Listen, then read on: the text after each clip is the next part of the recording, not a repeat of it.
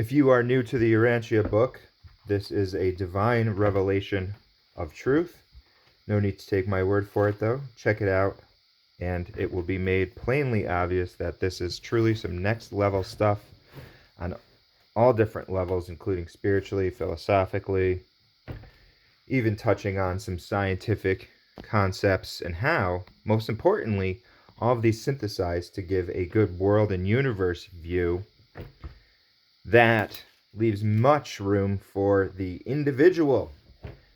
And speaking of individual, that is what we're going to be looking at. The relation of the eternal Son to the individual on page 84, eternal Son in the universe.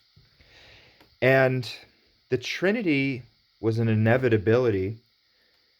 It allows God to escape from personality absolutism, some sort of homogeneous mixture or non-mixture in the universe. So that Trinity, one of the members of that Trinity is the eternal Son. And not only that, but this just gives so much more repleteness in relationships. And it's also a giving attribute. If you can bestow godhood on another being and not have it take away anything from yourself, then that is something that we would like to foster as our own view. If I could bestow something on you and just have it add to the totality of things, then I would like to do that. Relation of the eternal Son to the individual. In the local universe ascent, the mortals of time look to the Creator Son as the personal representative of the eternal Son. Now, this is an important distinction to make. Again, the Creator Son is our more localized universe Son. He is the personal representative of the eternal Son. And because there's 700,000 local universes, there's 700,000 Creator Sons. The number might be slightly different, I'm not sure, but it's somewhere in that ballpark. So we're talking here about the eternal Son, but don't forget our local universe, Creator Son, is just closer to us in spirit. Well, maybe not in spirit, in fact. I wouldn't say in spirit, but closer to us in geography. But when they begin the ascent of the super universe training regime, the pilgrims of time increasingly detect the supernal presence of the inspiring spirit of the eternal Son, and they are able to profit by the intake of this ministry of spiritual energization. So we're not even able to really discern this spirit because it requires acquirement and ascension in order to do so. We need additional faculties. We can't even really understand spiritual presence within ourselves right now. I mean, it seems it's largely a process of faith. And then you will start to have real glimpses of it, if not already. In Havona, the ascenders become still more conscious of the loving embrace of the all-pervading spirit of the original Son. So that's in your central universe, much closer to the eternal eye of paradise in the center of all things. At no stage of the entire mortal ascension does the spirit of the eternal Son indwell the mind or soul of the pilgrim of time, but his beneficence, however you say that, is ever near and always concerned with the welfare and spiritual security of the advancing children of time. So we're indwelt by the Father, the fragment of the Father. The eternal Son spirit is an external, but all-pervasive thing. The spiritual gravity pull of the eternal Son constitutes the inherent secret of the paradise ascension of surviving human souls. All genuine spirit values and all bona fide spiritualized individuals are held within the unfailing grasp of the spiritual gravity of the eternal Son.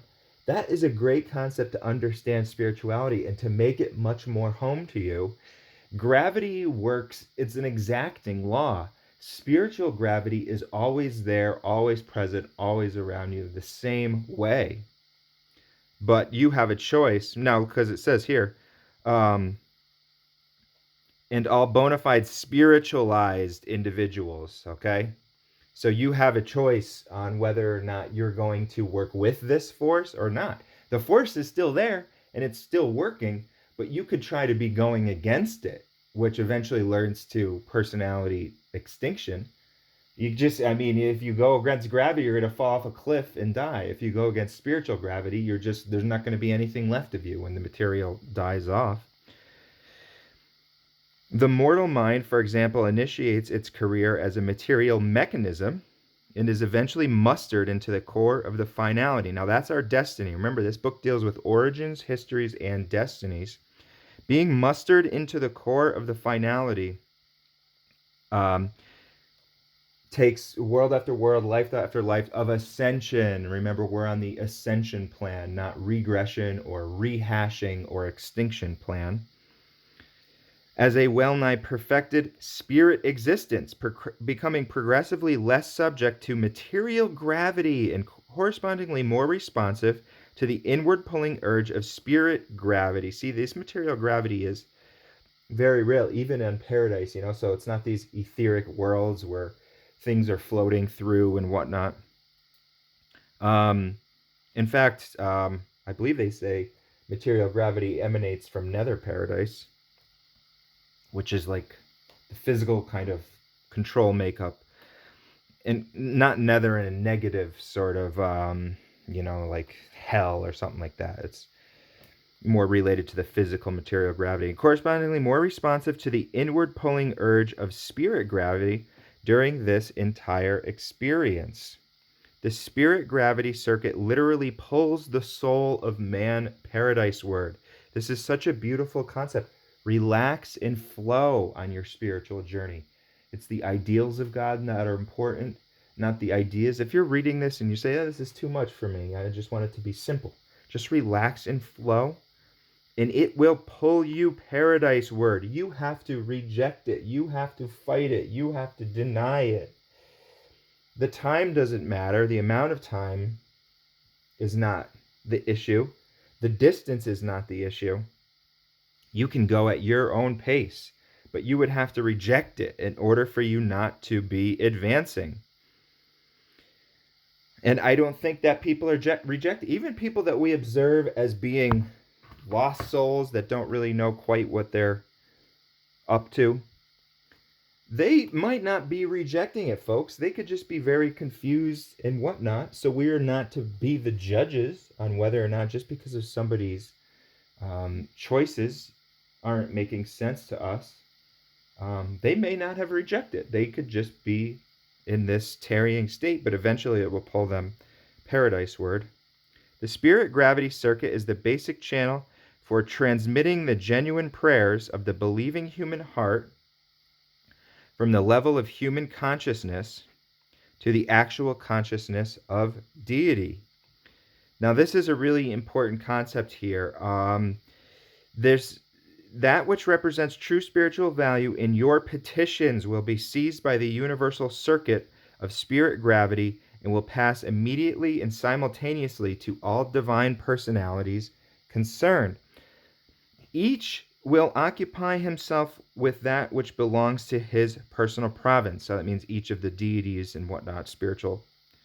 Therefore, in your practical religious experience, it is immaterial whether in addressing your supplications you visualize the creator sun of your local universe or the eternal sun at the center of all things. So there's a oneness there. And again, it's breaking down that barrier about how specific religion needs to be. And if you need to utter these exact words to this exact being, it's saying, you just put forth your heart and your effort, and it's all going to be sorted out. The discriminative operation of the spirit gravity circuit might possibly be compared to the functions of the neural circuits in the human body. That circuit-like concept is very important, and they even tapped into this in the Eastern when they have their Kundalini awakenings, and consciousness is observed as much more of a circuit-like entity than a single point in the mind. And this is available to all of us. I've had this experience through my own spiritual search. And in that circuit-like concept, it really helps you realize that we really are interconnected. And not only are we interconnected with amongst each other, but we're interconnected with perfection here. Some are detained and responded to by lower automatic spinal centers, okay? Others pass on to less automatic but habit-trained centers of the lower brain, while the most important and vital incoming messages flash by these subordinate centers and are immediately registered in the highest levels of human consciousness. Now, what's the analogy that they're going to draw? But how much more perfect in the superb technique of the spiritual world. If anything originates in your consciousness that is fraught with supreme spiritual value, when once you give it expression, no power in the universe can prevent its flashing directly to the absolute spirit personality of all creation. So that link is 100% real. And it's ready, available at any single time. You're never alone, no matter how isolated you may feel in just physical presence. You're never alone. That is your guide. These beings are with us eternally, always, through every one of our hardships. You can talk with them, commune with them. And that truly is worthy of worship, folks. That gift of life, that gift of personality, that gift of spirit, that gift of mind. And that's where this spontaneous idea of worship comes from. Because, I mean, it's such a joyous and beautiful gift.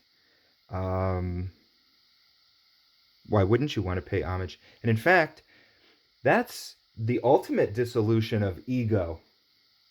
When you bow down to God, that's not saying I am God and that everything is God and I am God. I mean, that's kind of a counter intuitive point in Eastern theology or philosophy, whatever you want to call it, that you dissolve the ego by realizing that you're God and that all is one. Jeez, it would seem more dissolving the ego to bow down to God.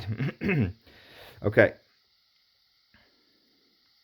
Conversely, if your supplications are purely material and wholly self-centered, there exists no plan whereby such unworthy prayers can find lodgment in the spirit circuits of the eternal Son. The content of any petition which is not spirit-indicted can find no place in the universal spiritual circuit. Such purely unselfish and material requests fall dead.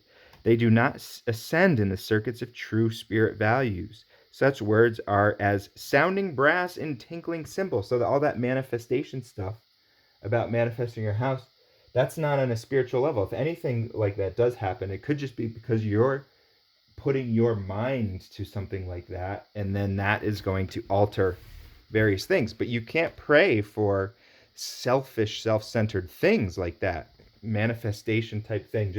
I mean, if that was the case, you could pray for a system of the universe that undermines the system of the universe, which would make completely no sense at all. You know, what if I manifested a reality for myself where I ascend in the universe through evil?